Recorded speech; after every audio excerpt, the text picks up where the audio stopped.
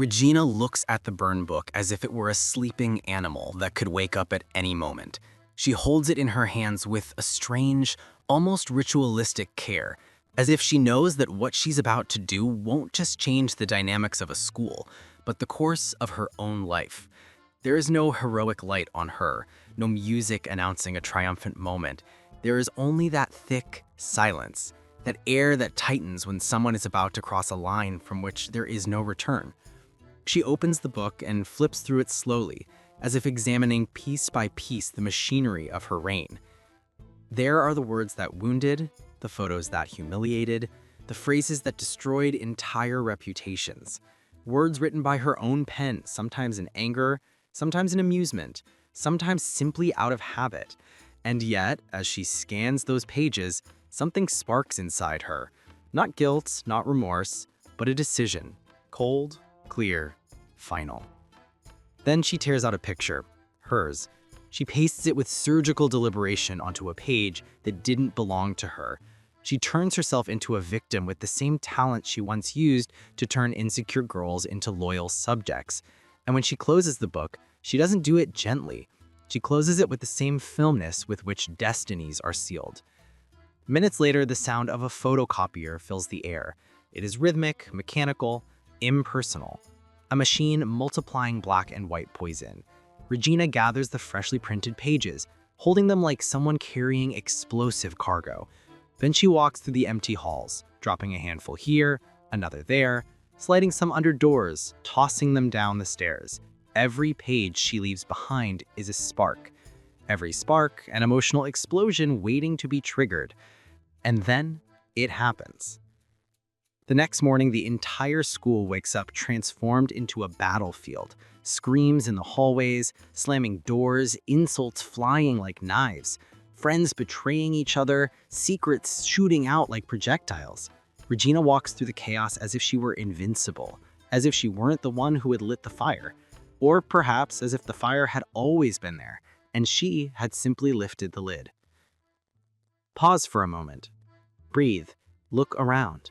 What you're seeing isn't just a school scandal. It's the X-ray of something we've all lived. That moment when an uncomfortable truth, an old lie, or a buried insecurity comes to light and turns everything into emotional wreckage. Regina didn't create the humanity of those girls. She exposed it.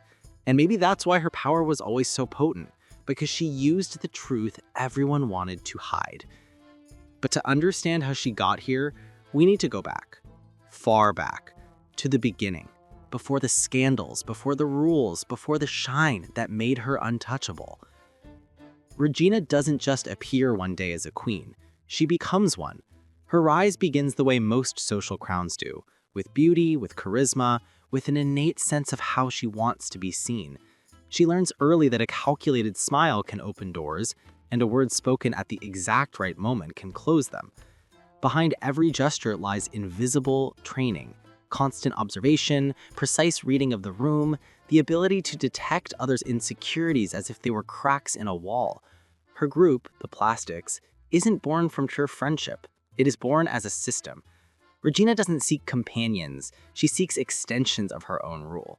Gretchen, eager to please, Karen, naive and easy to maneuver, both pieces necessary to keep her throne balanced, and Regina knows it. She dresses them, guides them, corrects them, molds them. Her power isn't that of a screaming tyrant, it's that of a silent strategist. This is where we need to stop again, because it's impossible not to recognize something painful. At some point, all of us have been close to toxic leadership, sometimes as victims, sometimes as silent participants, and yes, sometimes as small Reginas who used someone else's insecurity to feel less alone. Regina's story isn't just entertainment, it's a mirror. As her reign grows, so does her need for control. She wins Aaron Samuels back with the elegance of an experienced manipulator. She fakes vulnerability when it suits her. She delivers poisoned compliments that make you smile while they break you. Her power doesn't come from force, it comes from expertise. She knows exactly what to say to leave someone trembling without anyone being able to blame her. What she touches, she defines. What she defines, she dominates. And then Katie Heron arrives, the new girl, the innocent one. The girl who doesn't yet know that in that school, hierarchies are more sacred than any subject. Regina takes her in, wraps her up, introduces her to her world, and then when she sees her growing too much, when she detects even a shadow of competition, she crushes her with a single move. She gets Aaron Samuels back just to prove she can. It's a silent war, and Regina wins wars before they even start. But here comes the reflection that hurts. Absolute power always has an expiration date. And Regina, even if she denies it, knows it. That's why she clings so tightly. That's why she reacts with such fury when Katie begins to become her. Because what Regina fears most isn't losing a boyfriend or a group or a reputation. What she fears most is being replaced, being forgotten, becoming invisible. That word, invisible, is her real enemy. And that's why she does what she does with the burn book. That's why she decides to burn everything down before letting anyone dim her light. But the irony is perfect. In trying to save her crown, Regina opens the crack through which she will begin to fall apart. Katie Heron analysis coming soon. How glamour and false appearances lead us to destroy everything we are. Leave your like. If we reach 2,000 likes, we'll make it as soon as possible. Regina George had always lived under a silent law. What I give, I control. What I reveal, I decide. But the greatest power is not always held by the person with the most followers, but the one who controls the narrative. That's why when chaos erupted and the burn book came to light, something strange happened. Regina, for the first time, no longer controlled the story. And when that happens, even an invincible kingdom begins to shake, because every life built on appearances has a breaking point, and hers arrived wrapped in pink paper, the smell of ink, and hallway screams. In her final moments as an undisputed queen, Regina found herself transformed into the perfect villain, not because she was innocent, she had written much of that book herself, but because she never expected to become the spark that would set the entire school on fire. It's ironic, the one who always controlled the flames ended up consumed by them. And as she watched the hallways turn into a sort of teenage civil war, she may have understood something she had never allowed herself to see before, that her power relied too heavily on the fear she inspired, that her reign had been built on fragile threads, held together by superficial admiration and fear disguised as respect. And this is the moment where it's worth slowing down. Because all of us, at some point, have played with the temptation of control. We like deciding how people see us, which version we show, how much of ourselves we allow to be known. But turning that need into an identity is the fastest way to lose yourself completely. Regina didn't realize it, but every cruel comment, every manipulation, every lie delivered with a perfect smile was just another brick in the wall that separated her from who she really was. When the hallways burned, when accusations exploded, when everything that once held her up began to fall, Regina did something unexpected. She didn't defend herself. She didn't look for explanations. She didn't apologize. She simply let the avalanche swallow her. And maybe that says something profound too. Sometimes we grow so accustomed to our masks that we prefer the world to tear them off rather than removing them ourselves. But the real fall, the one everyone remembers, came later. Outside, in the rain, running toward the final battle she had left, Regina suddenly lost the only armor she had never questioned, her invincibility. Because even perfect queens can be knocked down by something as mundane as a bus appearing out of nowhere. And although the movie presents it as an unexpectedly comedic moment, emotionally it's a brutal symbol. Life always finds a way to stop us when we refuse to stop ourselves. And there, in the silence afterward, in the hospital, with casts, bandages, and a future she couldn't control for the first time, Regina George stopped being the villain. She stopped even being the queen. She became simply human. And sometimes, for some of us, that is the first step towards freedom.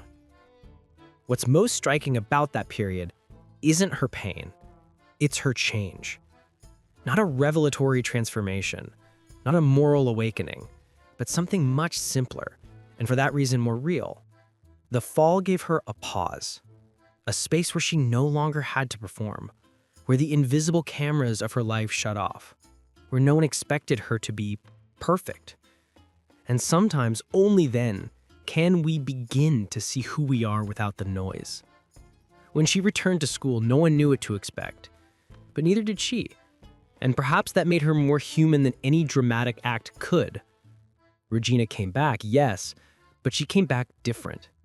She was no longer a myth, no longer a social ghost everyone feared. She was someone wounded, fractured, more aware. She joined sports, channeled her strength into something real, not symbolic. She began moving through a world where she no longer needed to dominate, only exist. And in that existence without a crown, without a court, without a plastic empire, she found a different kind of peace. Because the hidden lesson behind Regina George isn't that being mean has consequences. We already know that. Her real lesson is more uncomfortable. Many of us have been a small part of Regina without realizing it. When we manipulate to be accepted, when we criticize to avoid feeling lesser, when we fake confidence to hide fear, when we build identities based on what others expect instead of who we truly are, when we believe power lies in controlling others, not in understanding ourselves. Regina's story is a soft but firm warning. If you don't heal your insecurities, you will end up hurting others while convincing yourself the world is to blame. And if you ever lose everything, as she did, you might discover that deep down, you didn't lose anything. You finally let go of what was never yours. That's why her story still resonates, not because she reminds us of the perfect villain, but because in her fragility, we see our own. Because all of us, at some point, have wanted to be seen, loved, feared, or admired. All of us have wanted to belong, and all of us have made the mistake of looking for that in the wrong places. Regina George isn't a warning about adolescent cruelty. She's a mirror, and like all mirrors, sometimes it hurts to look at it. In the end, she didn't become a moral example. She didn't become a saint. She didn't deliver a public apology or change completely. But she stopped being a shadow that fed on other people's light. She found a different way to exist. And although the movie doesn't glorify or punish her life, her evolution is more honest than any perfect ending. Regina learns to live without masks, without toxic power, without an empire to defend. And that, even if it doesn't shine, even if it doesn't impress, even if it isn't spectacular, is profoundly human. And now, at this point, when her biography has already stripped away so many of our own contradictions, it's worth asking ourselves, what part of Regina are we feeding without realizing it? The part that protects itself by attacking? The one that decorates itself with perfection to hide wounds? The one that confuses attention with affection? The path to not becoming her isn't condemning her. It's listening to ourselves, identifying the moment where our shine begins to depend on dimming others, and correcting it before life, or a symbolic bus, forces us to stop. And if this story moved you, made you think, or simply kept you company for a moment, I invite you to something simple but powerful. Subscribe, because here we keep exploring the wounds, the masks, and the emotional corners behind the characters who shaped our lives. Also leave your like, not out of obligation, but so I know this kind of analysis truly connects with you. And tell me in the comments, what part of Regina did you see in yourself? And what part are you ready to let go of? I'll be reading you there.